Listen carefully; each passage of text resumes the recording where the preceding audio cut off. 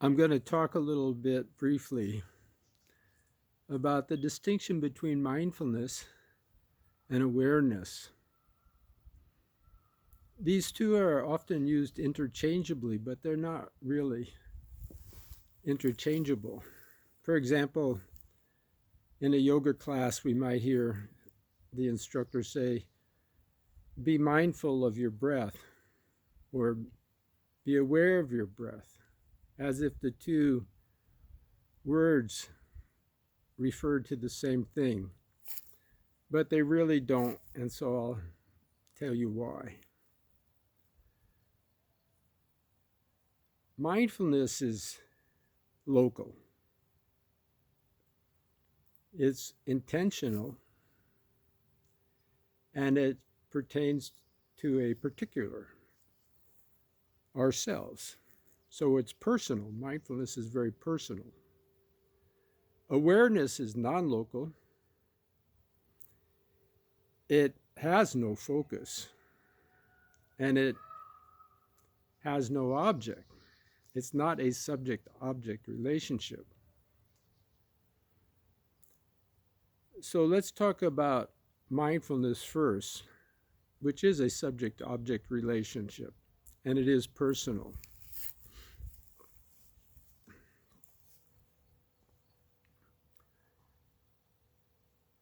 Mindfulness is a way to recognize when our intention is lost. And we do that by applying a method. A method could be mindfulness of breath, for example. We might label each breath, I'm breathing in, I'm breathing out, I'm breathing in, I'm breathing out, until we notice that maybe we're saying I'm breathing in when we're really breathing out. And then something taps us on the shoulder and says, hey, you've lost your mindfulness. So mindfulness is very much connected with intention and focus, and it pertains to the individual.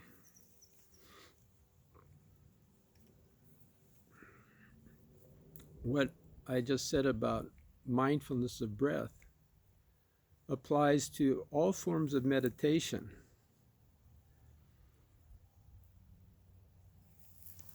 Meditation needs a normative element to it.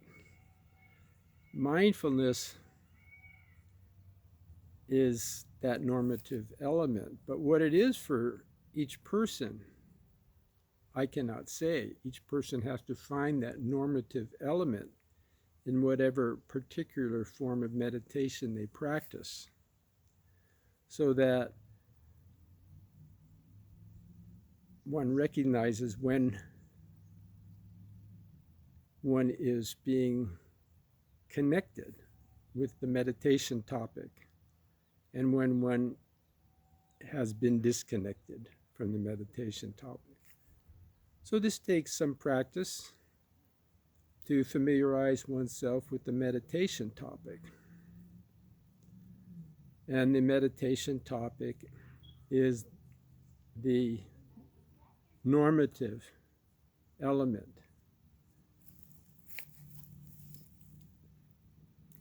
that we seek to identify with, so that when we drift away, we notice that, yes, we have drifted away. We're not in harmony with the meditation topic. In mindfulness of breathing, for example, labeling, connecting name and the action of breathing in and out, the word with the breath, provides a normative element to mindfulness of breath. If we simply try to watch our breath without the normative element involved with labeling it, we really wouldn't know when it'd be very helter-skelter, whether we were being aware or not. It would be just very subjective. We might think we're being aware of our breath when we're really not. We're mindfulness of our breath when we're really not, because we haven't introduced something that defines it clearly. But if we have a association with the inhaling breath and the exhaling breath, that we label it this or that, inhale, exhale, breathing in, breathing out, then we have something that is very clear cut and lightning fast. We know when we're not mindful of our breath instantly, because the label is wrong. We're breathing in and we're saying we're breathing out and so forth. So every form of meditation has some normative element to it. We have to find it ourselves.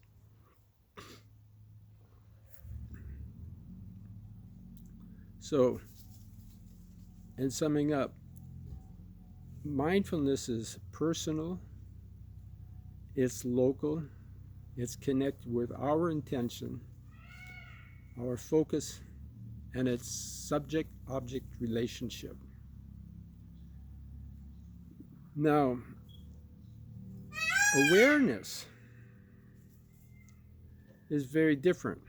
It's impersonal. There's no subject-object relationship.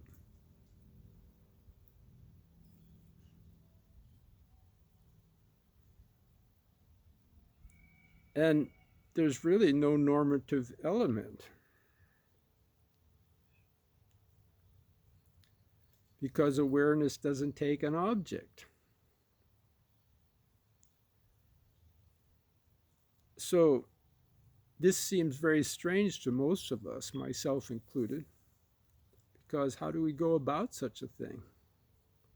How do we go about such a practice like that? Well, that's a very good question. And, practices such as Dzogchen and very advanced forms of meditation, like Chan, certain forms of Chan, that take no object, are indeed the domain of advanced practitioners,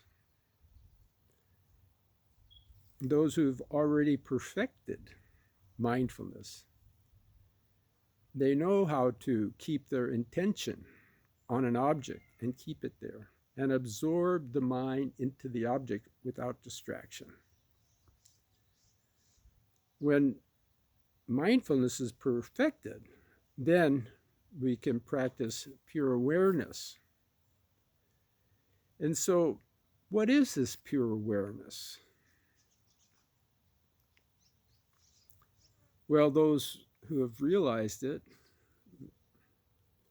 have said that before the I thought arises, before any self-consciousness arises, before any awareness of any thought arises, before awareness of any sound arises, and before any awareness of any form arises, before any awareness of any smell arises, before any awareness of any taste arises, and before any awareness of any sensation arises, the I thought arises, taking itself as its object. So this I thought is undifferentiated. It's impersonal. It takes no object but itself as its object.